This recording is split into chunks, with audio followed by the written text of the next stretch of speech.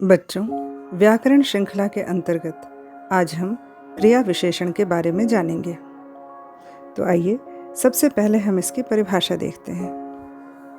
जो शब्द क्रिया की विशेषता बताते हैं उन्हें हम क्रिया विशेषण कहते हैं।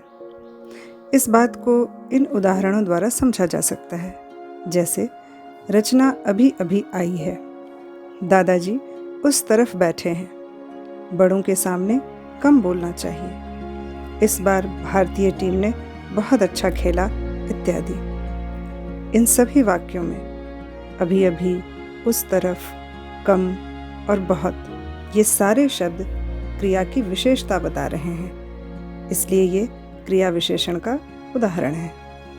अब हम क्रिया विशेषण के भेदों के बारे में जान लेते हैं। क्रिया विशेषण के 4 भेद होते हैं।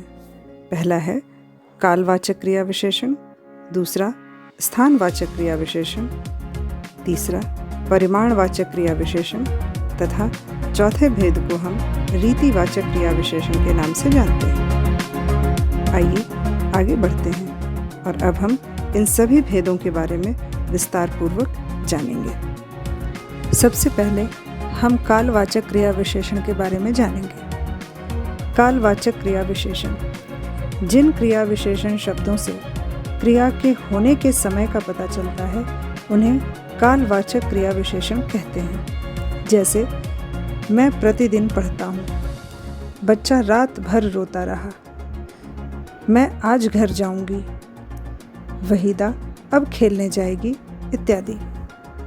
इन सभी वाक्यों में प्रतिदिन, रात भर, आज और अब ये सभी क्रिया की विशेषता बता रहे हैं। क्रिया विशेषण का दूसरा भेद है स्थानवाचक क्रिया विशेषण।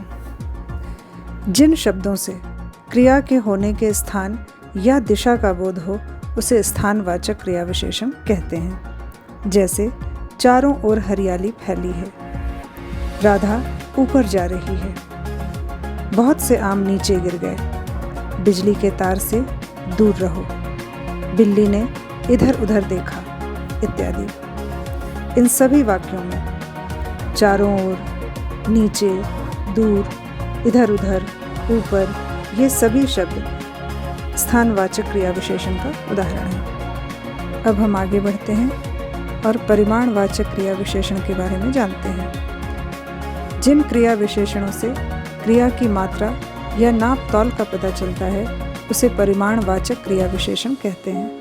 जैसे हमें अधिक नहीं सोना चाहिए, मोहन बहुत मेहनत करता है, मेरा कुछ सामान रखा है, बहुत बोलते हो, कम बोलो, इस बार वर्षा अधिक हुई। इन सभी वाक्यों में बहुत, कम, अधिक, कुछ ये सारे शब्द परिमाणवाचक क्रिया विशेषण का उदाहरण है।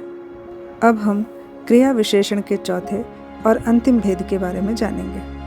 रीतिवाचक क्रिया विशेषण जिस क्रिया विशेषण से क्रिया के होने की रीति या ढंग का पता चलता है उसे रीतिवाचक क्रिया विशेषण कहते हैं। जैसे बैलगाड़ी धीरे धीरे चलती है, शुभांगी प्रायः देर से घर आती है, रवि जोर से गिर पड़ा, रिद्धिमा ने हंसते हुए कहा इत्यादि। इन सभी वाक्यों में धीरे धीरे, प्रायः, जोर से, हंसते हुए ये सभी रीतिवाचक क्रिया विशेषण का उदाहरण है। अंत में हम क्रिया विशेषण शब्दों की पहचान से संबंधित कुछ नियमों के बारे में जान लेते हैं। जैसे कालवाचक क्रिया विशेषण जानने के लिए क्रिया के साथ कब लगाकर प्रश्न किया जाता है। जैसे वो कब आया। स्थानवाचक क्रिया विशेषण जानने के लिए क्रिया के साथ कहाँ या किधर लगाकर प्रश्न किया जाता है। जैसे वह कहाँ खड़ा है।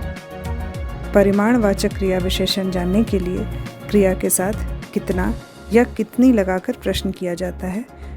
जैसे वो कितनी दूर भागा।